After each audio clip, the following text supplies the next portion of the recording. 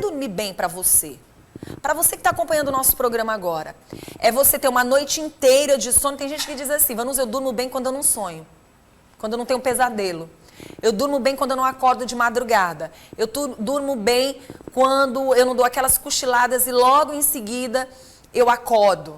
Eu durmo bem quando eu vou me deitar, eu acordo de manhã diferente. Que diferente é esse?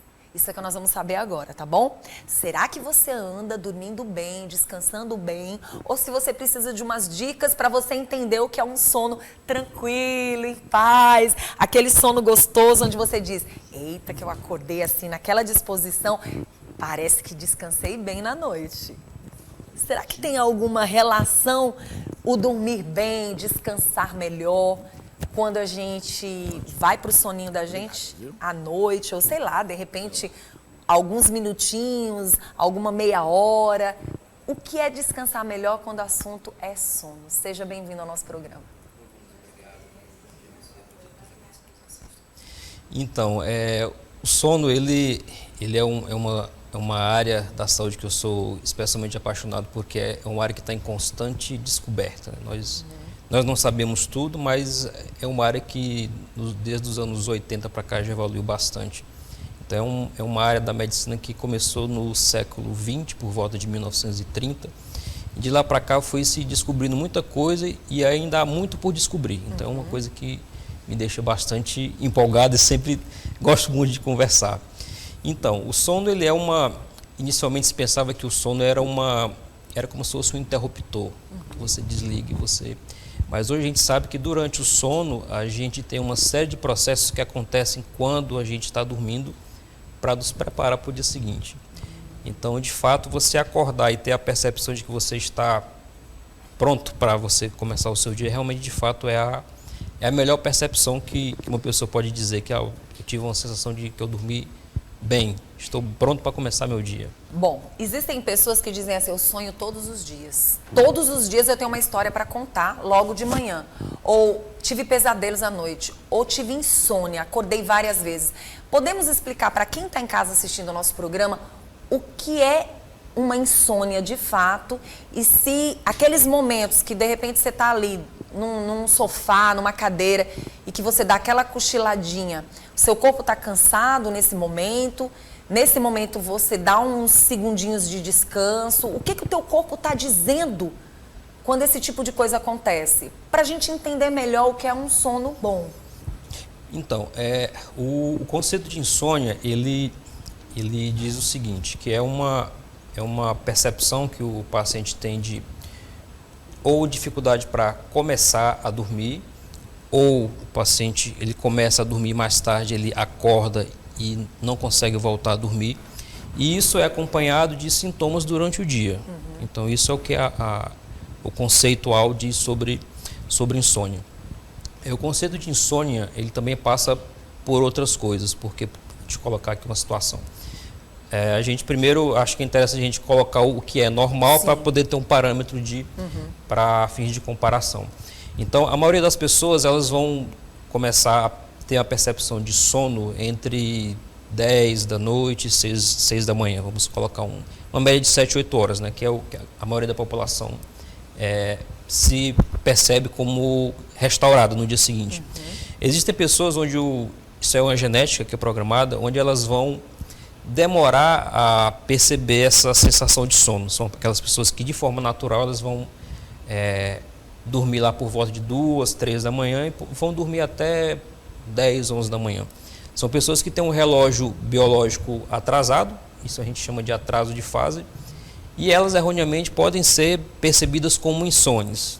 Então, esse é um conceito diferente que durante uma avaliação a gente precisa levar em consideração. Então, a insônia ela é acompanhada por uma percepção de não dormir de forma contínua e no dia seguinte o paciente pode ter alguma queixa, ou dor de cabeça de manhã, ou uma irritabilidade maior, fadiga durante o dia. Então são as duas coisas que elas devem aparecer juntas. Pronto. Quando a gente fala de sono, a gente fala de saúde mental, né? Perfeito. Porque a gente entende que essa insônia, esse sono que não faz o seu corpo descansar melhor, obviamente vai sobrecarregar o seu cérebro, né? A gente imagina isso, mas o corpo todo, acredito eu, responda. A gente tem uma imagem que nos chama a atenção e que eu acho interessante.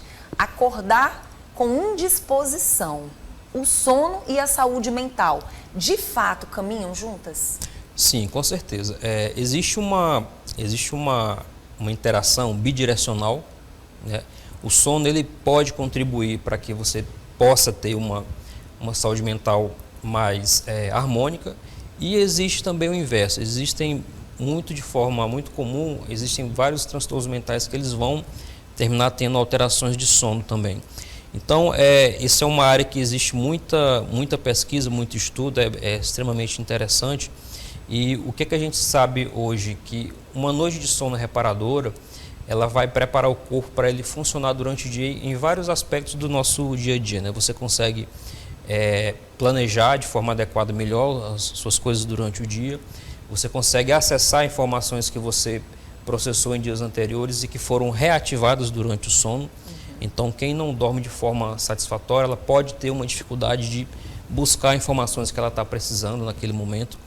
Você pode ter também alterações de humor, porque existem certos transmissores dentro do cérebro que eles podem contribuir para que essa desregulação aconteça, tanto durante o sono para aumentar o risco de você ter um adoecimento mental, como a doença mental ela também pode terminar contribuindo para que você também tenha um sono ruim. Como a gente pode preparar esse sono para que a gente tenha uma saúde mental, para que a gente não venha trazer outros danos para o corpo, para os órgãos, né? Como é que a gente pode ajudar para ter esse descansar melhor? Então, o sono ele é um processo natural, igual quando a gente chega a hora do almoço, a gente espera estar com fome para se alimentar. Sim.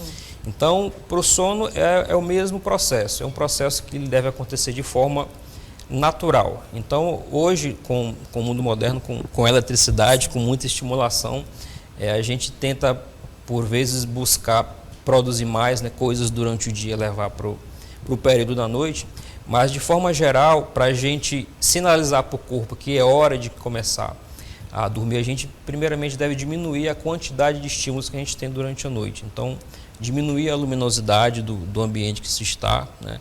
Concentrar tudo que a gente for fazer que não seja relacionado a sono para um ambiente fora do quarto, não levar para o quarto alimentação, trabalho. Então, isso é um momento que você deve sinalizar para o corpo que a atividade cerebral ela precisa começar a ser reduzida para que o sono possa ser iniciado de uma forma mais tranquila. Vamos falar sobre pessoas que trabalham na madrugada. Hoje nós temos um público gigantesco que trabalha durante a madrugada. Alguns trabalham na madrugada e muitas vezes nem dormem durante o dia. O que a gente poderia falar para aquelas pessoas que trabalham, mas que precisam também descansar durante o dia? Porque o que a gente entende? Às vezes a pessoa tem que trabalhar durante a madrugada, mas quando chega também tem outras tarefas a fazer. E muitas vezes esse dormir nessa quantidade de horas acaba não acontecendo. O que seria, não sei nem se a palavra certa é essa, mas o que seria positivo ou negativo, ou que seria próspero para a saúde dessa pessoa? Então, as pessoas que trabalham durante a noite, né, então os profissionais de saúde, profissionais de segurança pública, profissionais da limpeza, eles trabalham no período onde o corpo ele está programado para estar descansado. Então, se trabalha sobre um regime, em geral, uma menor temperatura corporal, onde o corpo entende que é para estar descansando. E quando esses profissionais eles estão saindo do seu turno de trabalho, o corpo está se preparando para continuar ativo, né? Porque a temperatura corporal também está aumentando. Então, para a gente tentar sinalizar para o corpo que ele vai entrar num processo de sono, o mecanismo é o mesmo. A gente precisa diminuir a estimulação que, em geral, a luz solar ela gera isso no nosso cérebro. Então, uma recomendação que são estratégias para quem tem trabalho em turno, para você também diminuir fadiga dessas pessoas, diminuir chance de erros, né? Então, é muito comum quem trabalha em período noturno, se você estender uma jornada de trabalho, aumenta a chance de você ter mais erros e também ter mais risco de acidente. Então, em geral, algumas orientações preferencialmente no final desse turno de trabalho, você opte por descansar no período da manhã, né? Então, uma estratégia que pode ser utilizada para diminuir a percepção de luz é um óculos escuro. Isso é uma coisa que você diminui a luminosidade, diminui a percepção do cérebro de luz, e isso vai sinalizar, opa, está tendo menos luz, é hora de eu começar a me relaxar. Então isso é uma estratégia para se ajudar essas pessoas a tentarem ter um sono um pouco mais contínuo e que elas possam, no outro momento, se preparar para retomar o dia. Em geral, essas pessoas vão dormir aí, a recomendação é dormir no período da manhã, começo da tarde, e retomar alguma atividade na parte da tarde, começo da noite. O que falar do sono depois do almoço? Aquele soninho que alguns podem tirar um cochilinho, aquele cochilinho que parece que você dormiu a noite inteira. Ai, é benéfico, É benéfico. E existe um motivo biológico para que isso aconteça. Então, como eu tinha falado, existe uma oscilação de temperatura das 24 horas e, em geral, a gente tem um período das 24 horas, que é o período da noite, onde a nossa temperatura ela tende a ter um pouco mais baixa. E durante o dia, qual é o período do dia onde essa temperatura começa a cair de novo? Entre as 13 e as 15 horas. Então é um período onde a gente se percebe um pouco mais sonolento, né? Então esse intervalo, se você for cochilar de 20 a 30 minutos, é um cochilo que ele é benéfico. Inclusive é uma estratégia que algumas empresas adotam e outras poderiam adotar para aumentar a produtividade dos seus funcionários. Isso também ajuda na produtividade. Então, assim, aquele horáriozinho de almoço para que a pessoa almoce e tenha um momento de descanso, se faz necessário. Olhem, empresas, isso faz com que o seu colaborador tenha mais disposição para fazer os trabalhos. E é bom lembrar que tem gente que quer passar a tarde todinha dormindo e acorda extremamente cansado. O que o doutor está falando é os 20 minutinhos de descanso. É o suficiente para a pessoa ter disposição, né, doutor? Isso. Então, por que a gente recomenda que você não estenda mais do que 30 minutos? Se a gente for entender o funcionamento do sono, o sono tem níveis diferentes. Se você esticar o seu tempo de dormida, você começa alcançando o sono profundo, que é aquele sono que te dá realmente mais sonolência, que você vai acordar, vou dizer entre aspas, grog. Então, se você dormir demais, você acorda naquela inércia de continuar dormindo. Então, isso não é produtivo. Doutor, eu queria que o senhor falasse também sobre as doenças que podem afetar esse sono, ou até mesmo se esse sono não acontecer da forma ideal, se ele pode trazer alguns tipos de doenças. A gente entende que tem a apneia do sono, né? Entendemos que devem existir outros tipos de doenças. Quais seriam os exames interessantes para identificar se você verdadeiramente está dormindo bem, se está tendo esse descanso melhor realmente do corpo? E são muitas perguntas em cima de uma mesma. Pessoas que costumam cochilar em momentos assim, aleatórios. Quais são os cuidados que elas devem ter? Então, primeiramente, as pessoas que têm esse sono não intencional, principalmente, né? A gente pensa principalmente na segurança dessas pessoas e do seu entorno, né?